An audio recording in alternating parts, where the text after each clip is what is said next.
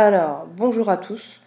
Aujourd'hui, on va faire un tutorat sur l'articulation du thorax, les articulations du thorax plutôt, et on le fera en deux parties pour que ce soit assez rapide et pas trop lourd à travailler.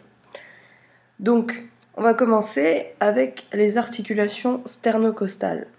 Donc, elles vont comprendre cette paire d'articulations qui vont unir le sternum aux 7 cartilages costaux, vous voyez. Je vais zoomer un peu plus. Hop. Donc ici, ce qu'on a, c'est cartilage costaux que j'ai mis un peu en transparent. Voilà. Donc, ces articulations, voilà, vont unir le sternum aux 7 cartilages costaux. Vous voyez, ici, c'est les cartilages costaux. Donc la première articulation sternocostale. Donc on va l'isoler pour pouvoir l'étudier. On va tout isoler directement. Donc, la première articulation sternocostale eh bien, va former une synchondrose qui va unir le premier cartilage costal au manubrium sternal. Voilà, donc là vous avez la première côte qui s'unit ici au manubrium sternal via un cartilage costal.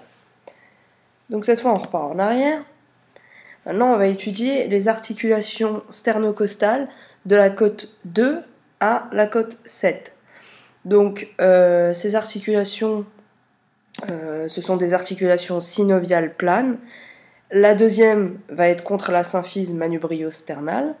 Vous voyez ici la deuxième côte se retrouve au niveau de la symphyse manubrio-sternale. Et la septième, elle va se retrouver contre la synchondrose xyphosternale. Enfin la septième, excusez-moi. Voilà, et les autres, donc elles vont être en regard des lignes sternales transverses. Ensuite, la capsule articulaire qui compose ces articulations sternocostales de A7, donc ce sera une capsule fibreuse qui va aller unir le périoste sternal au périchondre du cartilage costal. Maintenant, les différents ligaments. Comme vous voyez, on a les ligaments sternocostaux radiés, donc c'est ceux qui sont en vert ici. C'est ce que l'on appelle les ligaments sternocostaux radiés. Maintenant, il y a des ligaments qui n'apparaissent pas ici, mais que je souhaiterais vous citer. C'est les ligaments costoxyphoïdiens. Ils vont être très résistants et ils vont couvrir la face antérieure de la 7e articulation sternocostale et vont aller s'entrecroiser en avant du processus xyphoïde. Donc ils sont censés apparaître là. Il ferait le lien... voilà, ce serait des petits ligaments verts comme ça, un ici et un ici. Donc il n'y a pas forcément tout dans mon programme, je suis désolée. Maintenant, les articulations interchondrales. Donc, qu'est-ce que c'est que les articulations interchondrales? Ça va être les articulations qui unissent les bords contigus de la 6e, 7e et du 8e cartilage costaux. Donc vous voyez, je vais dézoomer un peu pour rezoomer sur la zone.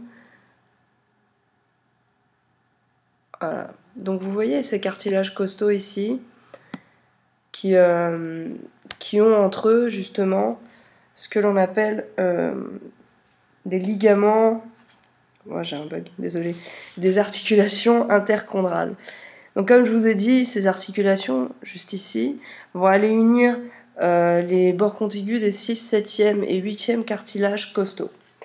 Donc ça va être des articulations synoviales dont la capsule va être constituée par le périchondre renforcé par des faisceaux fibreux. Donc dans mon programme, j'aurais aimé vous faire apparaître les articulations. Je vais essayer de trouver un moyen de le faire avec peut-être un autre logiciel, je sais pas. Donc voilà. D'habitude c'est très complet, mais bon, c'est le dernier détail que j'ai pas bien réussi à travailler sur ce logiciel. Donc voilà pour la première partie. Rejoignez-nous pour la deuxième partie pour les articulations costochondrales.